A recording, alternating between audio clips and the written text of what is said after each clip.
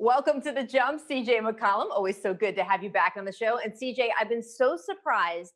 So many NBA players don't even have a simple hoop to shoot on during this shutdown. I'm starting every interview asking, what about you? Are you getting shots up anywhere? No, I'm not. This is the longest I've ever gone without shooting. It's crazy because when you buy a house in the city, depending on where you're playing at, usually you try to make it close to the practice facility or close to the arena, and you have 24-hour access. I have the finger scanner. I usually just scan myself in when I want to go work out, and now that's been taken away from me. So I've been kind of reevaluating my circumstances in the situation. We don't know if the NBA is going to be able to come back, but if it is in some way, your teammate Damian Lillard said there should be a play-in tournament for the eighth seed, since it's unlikely you'd get the chance to actually play out the rest of the full season, compete for that eighth spot in a normal way. What do you think? I think he has a great point. As someone who's on the outside looking in, obviously being in the ninth seed, 3.5, 4 games out. We had 16 games left to kind of, make a run. We had a lot of guys that were hurt that were supposed to come back. Actually, the week the season was shut down. So I wouldn't mind playing in a single game elimination or a best of 3 or whatever the case may be to qualify for the eighth seed. Memphis fans with their team in that eighth spot right now are going to argue with you. You don't deserve a play-in tournament.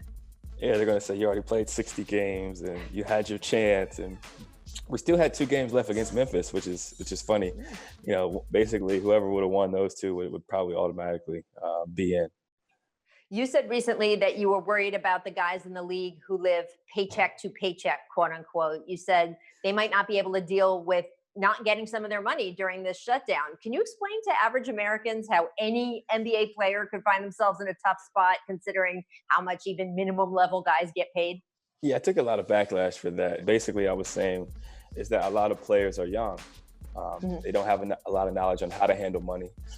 They're in that, years 1 to 4. They are still trying to structure budgets, kind of figure out how to live as an NBA player. So I'm not saying that the rest of Americans and the rest of people out there aren't actually living paycheck to paycheck. I'm saying there are some NBA players who are depending on checks right now because they're still learning about how to spend money. They're still learning about how to invest and are taking care of a lot of people. And since we've only been paid 60% of our salaries for the season, missing 25% or missing, consecutive checks could be costly for a lot of rookies and younger players.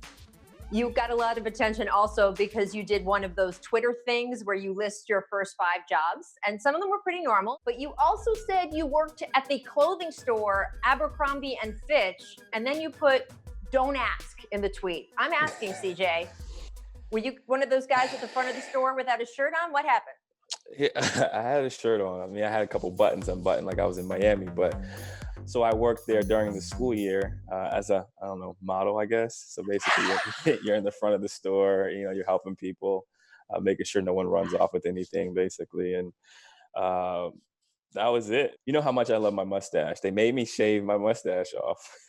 Man. And that's when I knew I wasn't going to be working there much longer. And it ended in a hurry. I wasn't fired. I just stopped going in.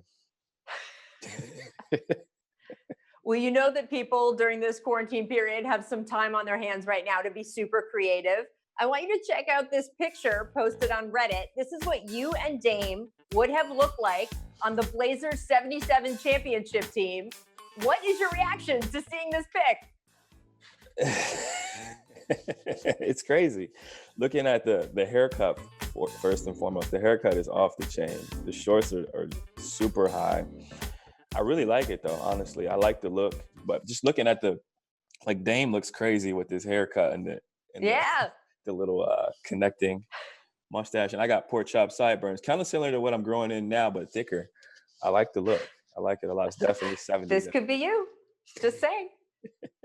You and Dame play so well together, but when he was out injured this season, you put up some serious numbers. You averaged 33, 8, and 5 per game.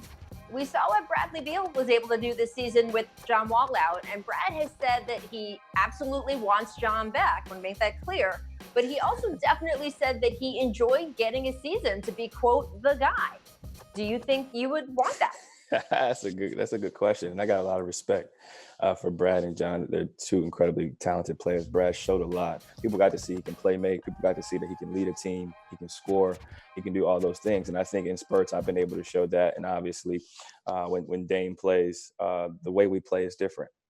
everything starts and kind of evolves around him, as it should, because he's a multi-time All-Star. He's the best trailblazer to ever play the game and will go down as a Hall of Famer. So I think I've enjoyed both roles, honestly, but I'm just more about winning. At the end of the day, I know what I can do. I know what I'm capable of. I know what type of numbers I could put up if I had my own team. I know that I'm capable of doing those things, but I think it's important we continue to learn and figure out how to coexist so that we can become as great as possible together and win a championship. I like it. CJ, thanks so much for being with us. And everybody look for CJ's podcast. It is a great listen.